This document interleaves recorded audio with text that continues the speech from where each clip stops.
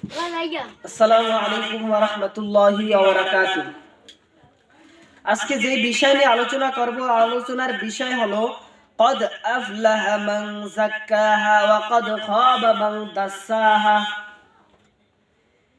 যে ব্যক্তি নিজের আত্মাকে পরিশুদ্ধ করতে পারলো সে সফল কাম, আর যে ব্যক্তি নিজের আত্মাকে পরিশুদ্ধ করতে পারলো না সে সফল কাম হতে পারলো না।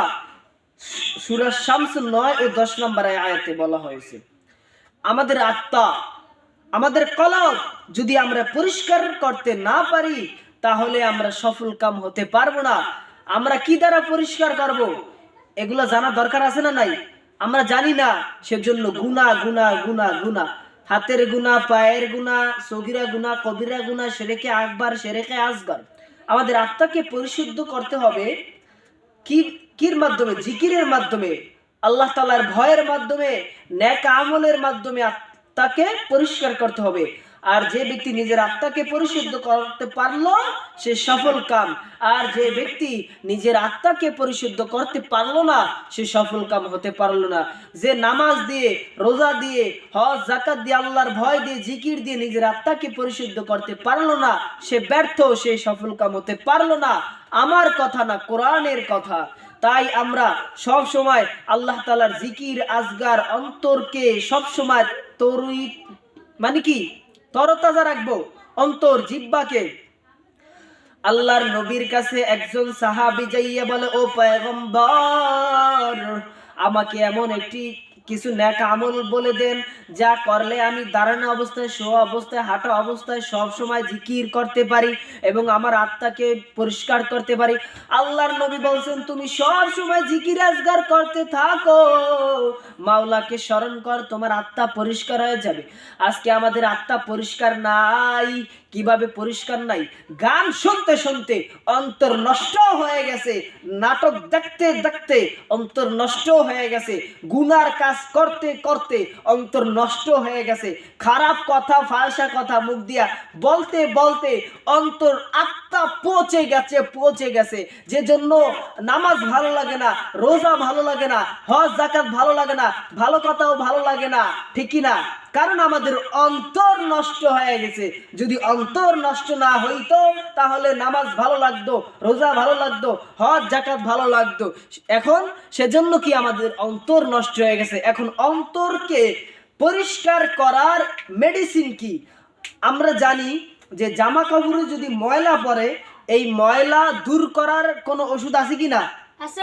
আছে। এই ময়লা দূর করার ওষুধ হলো সাবান। বান্দা বান্দি, তুমি যদি জামা কাপড় ময়লা হয়ে যায়, এই ময়লা দূর করার জন্য সাবান ব্যবহার করো, তাহলে দেখবা তোমার জামা সুন্দর হয়ে যাবে, ফকফকে ঝকঝক করবে। বান্দা বান্দি, তোমার অন্তর নষ্ট হয়ে গেছে, কলব নষ্ট হয়ে গেছে, তোমার আত্মা নষ্ট হয়ে গেছে। এখন এই আত্মাকে কিভাবে তুমি ধোলাই করবা, এই আত্মাকে কিভাবে পরিষ্কার করবা? আল্লাহ তাআলার জিকির আজগার করো, কোরআন তেলাওয়াত করো, বেশি বেশি তাহাজ্জুদ নামাজে কান্দো, আর আল্লাহকে বলো, আল্লাহ জীবনে বহুত অন্যায় করেছি, আল্লাহ অন্তর নষ্ট, যে কারণে নামাজ ভালো লাগে না, রোজা ভালো লাগে না, হজ ভালো লাগে না, যাকাত ভালো লাগে না, ভালো কথাও ভালো লাগে না, কোরআন তেলাওয়াত ভালো লাগে না, আযান ভালো লাগে না। আল্লাহ অন্তরকে পরিষ্কার করে দাও।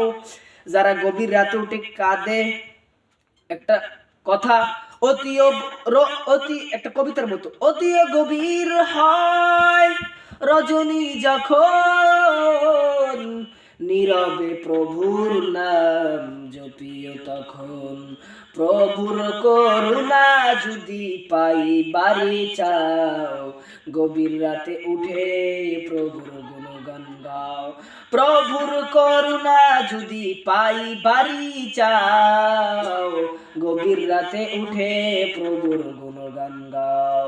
উঁচু জমিন থেকে পানি নিচু জমিনে যায়, তেমনি খোদার রহমত সে নম্রতার হৃদয়, ভোগবিলাসের বাড়ি গাড়ি পরে রবে সব, সময় থাকিতে স্মরণ করো আল্লাহ আমার রব, তাহাজ্জুদে নামাজে যায় নামাজ বিছাইয়া, মালিকের কাছে কান্না করো। আল্লাহ বলেন, উদউ সাবিলি রাব্বাকা বিল হিকমাতি ওয়া মাউইজাতিল হাসানাতি ওয়া জাদিলহুম বিল্লাতি হিয়া আহসান। হে বান্দা, উদউ ইলা সাবিলি রাব্বিকা বিল হিকমাতি ওয়া মাউইযাতিল হাসানাতি ওয়া জাদিলহুম বিল্লাতি আহসান। বান্দা বান্দি, তুমি মানুষের সাথে কথা বলো, উত্তম আচরণের মাধ্যমে কথা বলো। আর বান্দা, যখন আমি আল্লাহকে ডাকবা, তুমি যেইভাবে ডাকবা সেইভাবে হয়ে যাবে। উদউ, বান্দা চাও, বান্দা চাও। বান্দা দুনিয়ার মানুষের কাছে চাইলে বেজার, আর আমি আল্লাহর কাছে না চাইলে আমি আল্লাহ বেজার। বান্দা চোখের পানি সারিয়া দাও, তাহাজ্জুদের নামাজে যায় নামাজ বিছাইয়া আল্লাহর কাছে কান্না করো, গো মালিক, অন্তর নষ্ট হয়ে গেছে আল্লাহ, কলব নষ্ট হয়ে গেছে, নাটক দেখতে দেখতে, গান শুনতে শুনতে, খারাপ কথা বলতে বলতে আল্লাহ অন্তরকে নষ্ট করেছে গো মালিক। তাহাজ্জুদে নামাজে যায় নামাজ বিছাই আল্লাহর কাছে এগুলো বলে কান্দো, আর আল্লাহকে বলো, আল্লাহ টাকা লাগবে, বাড়ি লাগবে, পয়সা লাগবে, যা কিছু দরকার আল্লাহর কাছে চাও। আমি তোমাদেরকে গ্যারান্টি দিয়ে দিলাম, কেউ কোনো বান্দা বান্দি যদি তাহাজ্জুদ নামাজে আল্লাহর কাছে চাইতে পারে, সে অবশ্যই পাবে, যদি তার মধ্যে যদি হারাম না থাকে। আমরা এখন হারাম খাইয়া হালালের দোয়া করলে কাজ হবে না।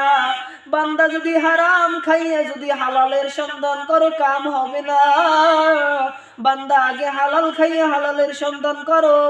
বান্দা তুমি যদি হারাম খাইয়া যদি হারামের কাজ হালালের কাজ করতে চাও, বান্দা তুমি যদি হারাম খাইয়া যদি দোয়া করো, কাজ হবে না। বান্দা তুমি যদি হারাম খাইয়া যদি ছেলে সন্তানদেরকে উপদেশ দাও, কাজ হবে না। আগে তুমি নিজে হালাল খাও, তারপর তুমি হালালের দাওয়াত দাও। বান্দা আগে নিজের অন্তরকে পরিষ্কার করো, তারপর মানুষদেরকে দাওয়াত দাও। আগে নিজের অন্তরকে পরিষ্কার করতে হবে। সেজন্যই সূরা শামস 9-10 নম্বর আয়াতে আল্লাহ বলছেন, কি বলছেন, যে যে বান্দা বান্দি, তোমরা আত্মাকে পরিষ্কার করো। কদ আফলাহা মান যাক্কাহা ওয়া কদ খাবা মান দাসসাহা। যে যে নিজের আত্মাকে পরিশুদ্ধ করতে পারলো সেই সফল কাম, আর যে নিজের আত্মাকে পরিশুদ্ধ করতে পারলো না সে সফল কাম হতে পারলো না। আমরা সর্ব অবস্থায় সর্ব হালতে নিজে নিজে চিন্তা করব, আমার গুনার দ্বারা আমার আমার আত্মা নষ্ট হয়ে যাইতেছে। তাই আত্মা নষ্ট যে না হতে পারে সব সময় পরিষ্কার রাখবো আল্লাহ তাআলার জিকির আজকার কোরআন তেলাওয়াতের মাধ্যমে। আল্লাহ তাআলা কবুল ও মঞ্জুর করেন। আমিন। ওয়া আখিরি দাওয়ানা আলহামদুলিল্লাহি রাব্বিল আলামিন। আসসালামু আলাইকুম ওয়া রাহমাতুল্লাহ।